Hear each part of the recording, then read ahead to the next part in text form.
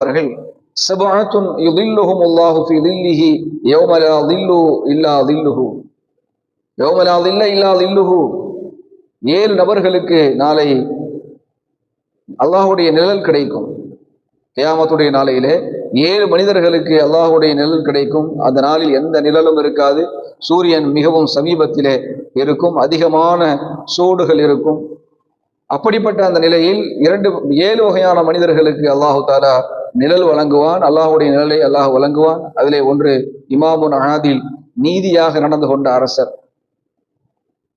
அரசர் எப்படி வேண்டுமானாலும் நடக்கலாம், அவரை தட்டி கேட்பதற்கு யாரும் இல்லை.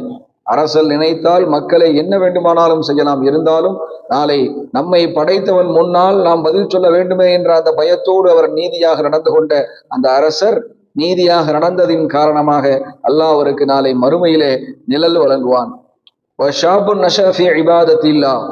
அல்லாஹுடைய இபாதத்துகளிலேயே தன்னுடைய வாழ்நாளை கழித்த தன்னுடைய வாலிபத்தை அவர் கழித்தார். எப்படி கழித்தார்? இபாதத்திலேயே கழித்தார். வாலிப வயது என்பது முறுக்கேறிய வயது. பல வகையான தீமைகளும் சிந்தனைகளும் துள்ளி குதித்து கொண்டிருக்கக்கூடிய வயது. இன்று வாலிபர்களை நாம் பார்க்கின்றோமே, எத்தனை வகையான விஷயங்களில் அவர்கள் ஈடுபடுகிறார்கள். ஆனால் அதையெல்லாம் கட்டுப்படுத்தி கொண்டு நாளை அல்லாஹ்வின் முன்னால் நாம் போய் இருக்க வேண்டுமே என்ற அந்த சிந்தனையில ஒரு வாலிபர் தன்னுடைய வாழ்நாளை இபாதத்திலேயே கழித்தார். அத்தகைய வாலிபருக்கும் அல்லாஹ் நிழல் வழங்குவான். அடுத்து சொன்னார்கள், ஓரஜுலுன் கல்புஹு முஅல்லகும் பில் மசாஜித். தன்னுடைய நஃப்ஸை, தன்னுடைய கல்பை மஸ்ஜிதோடு தொடர்பிலே வைத்திருந்தவர். ஒவ்வொரு வக்து தொழுகை முடிந்ததற்கு பிறகு மீண்டும் பள்ளிக்கு வர வேண்டும், தொழ வேண்டும் என்று அதிகமாக பள்ளியோடையே அந்த சிந்தனையை கொண்டிருந்த அந்த ஒரு மனிதர். அடுத்து சொன்னார்கள், வரஜுலானி தஹாபா ஃபில்லாஹி இஜ்தமா அலைஹி வ தஃபர்ரகா அலைஹி.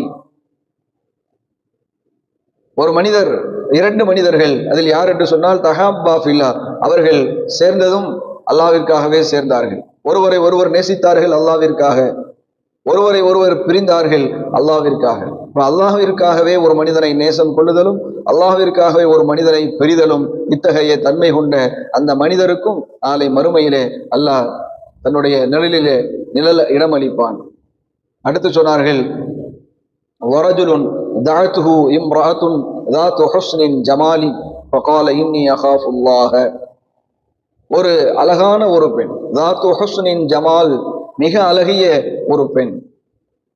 அந்த பெண் ஒரு ஆணை அழைத்தால், வா தனிமையிலே இருக்கலாம், தனிமையை கழிக்கலாம் என்று தனிமையிலே அந்த மனிதனை அழைத்து அந்த மனிதன் சொன்னான், இன்னி அகாஃபுல்லாஹ, நான் அல்லாஹ்வை பயப்படுகிறேன் என்று சொல்லி விலகி விடுகிறானே, அத்தகைய அந்த மனிதனுக்கும் நாளை மறுமையிலே அல்லாஹு தாலா கியாமத்